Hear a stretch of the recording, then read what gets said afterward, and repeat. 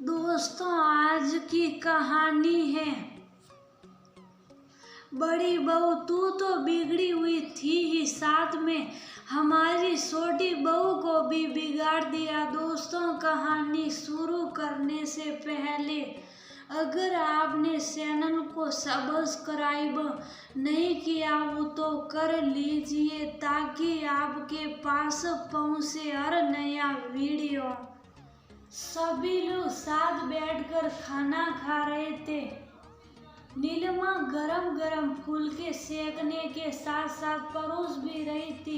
इसी भागम भाग में सब्जी का कटोरा उसके हाथ से गिर गया। बस शुरू हो गया सासू जी का कमियां निकालने का काम। एक काम ठीक से नहीं कर सकती, हाथों में तो जान ही नहीं है। पर मम्मी जी, वो कटोरा गलती से।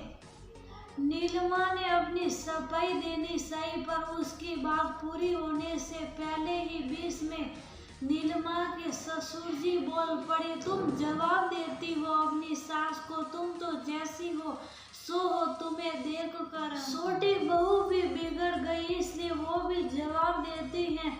तुमने घर का माहौल बिगाड़ दिया। नीलिमा की शादी को 25 साल हो गए थे।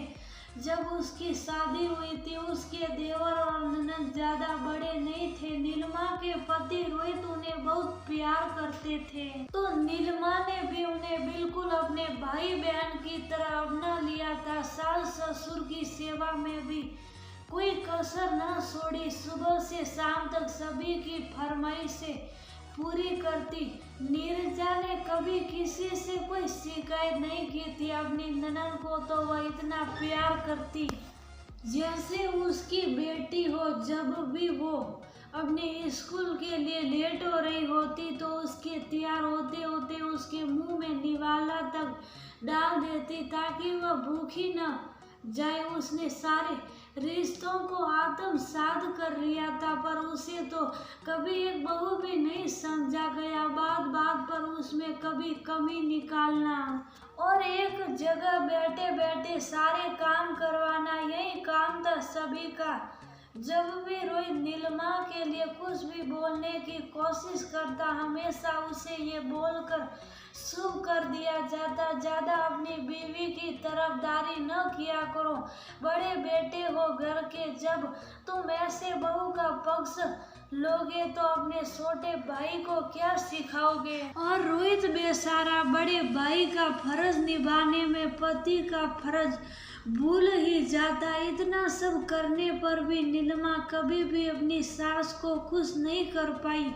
यही सब चलते चलते सब बड़े हो गए थे। ननद और देवर की शादी हो गई थी। देवर भी घर के लिए बिजनेस में हाथ बटाते थे। नीलिमा की देवरानी आज के जमाने की लड़की, जो किसी की भी बात नहीं सुनती। उसे कोई जरा सा भी कुछ बोल दे तो वह तुरंत एक की दो सुना देती। जो लोग नीलिमा से दिन रात काम कराते थे, उससे उसकी मर्जी के बिना एक गिलास पानी भी न ले पाते। ऐसे में जब भी नीलिमा की ननद आती तो छोटी भाभी को ये दिखाने के लिए कि उसके कितनी चलती हैं, बड़ी भाभी पर अपना रोब झाड़ती।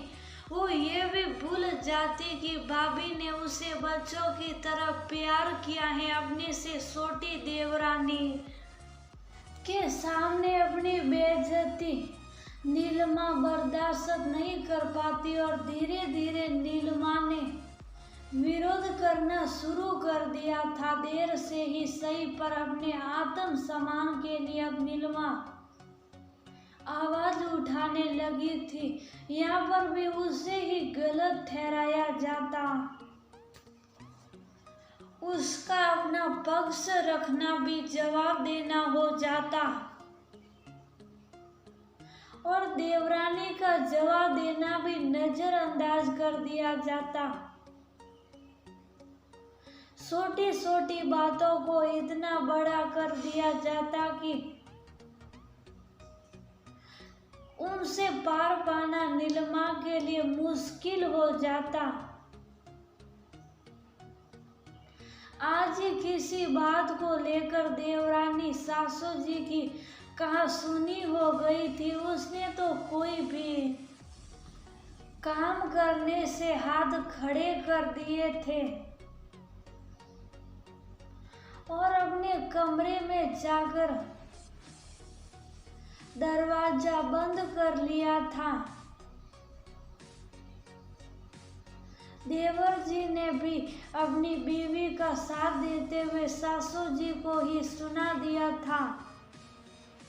उन दोनों से कोई कुछ नहीं बोल पाया। उनका सारा गुस्सा बड़ी बहू पर दिखाया जा रहा था और आज तो उसकी इतनी सालों के समर्पण का ये फल मिला कि उसे ही छोटी बहू को बिगाड़ने का तमगा दे दिया गया। आज तो ये सब रोहित भी बर्दाश्त न कर सका और जो इतने सालों से कभी अपनी बीवी के लिए न बोला वो आज बोल पड़ा अपने पापा से पूछते हुए, तुम तो जैसी हो से क्या मतलब है आपका, कैसी है वो। इतने सालों में उसने आप लोगों को कभी एक जवाब तक नहीं दिया। पूरे घर का ख्याल रखा, आप लोगों की जायज नाजायज सभी बातों को मानती आई है वो, और आज उसके ऊपर आप लोगों ने छोटी बहू को बिगाड़ने का इल्जाम लगा दिया। आपकी छोटी बहू क्या दूध पीती बच्ची है जो उसे कोई बिगाड़ देगा। वह तो खुद ही इतनी होशियार है कि क्या सही क्या गलत सब जानती है। आप लोगों ने रोज रोज ताने मार कर खुद ही अपनी इज्जत कम करी है। इसमें मेरी बीवी का कोई दोष नहीं है, इसलिए आज के बाद मेरी बीवी से कोई भी गलत नहीं बोलेगा। बहुत हो गया बड़पन, अब हमें भी आराम सी जिंदगी जीने दो।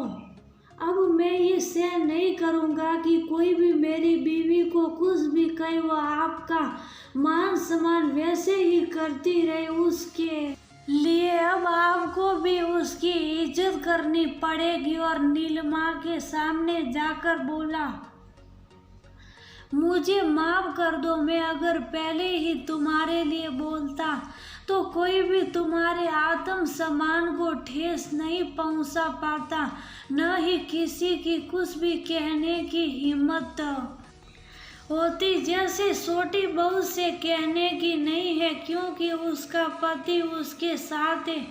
आज से मैं भी तुम्हारे हर सुख दुख में साथ रहूँगा, क्योंकि अब मैं सिर्फ एक बड़े बेटे का नहीं तुम्हारा पति धर्म भी निभाऊंगा। देर से ही सही पर अपने पति का साथ पाकर नीलिमा खुश थी। वहीं सास ससुर अपनी दोनों बहुओं बेटे से सिर्फ अपनी तानाशाही की वजह से दूर हो गए थे। शायद अब उन्हें समझ आए कि छोटी बहू पहले से ही ऐसी है, इसमें बड़ी बहू की कोई गलती नहीं।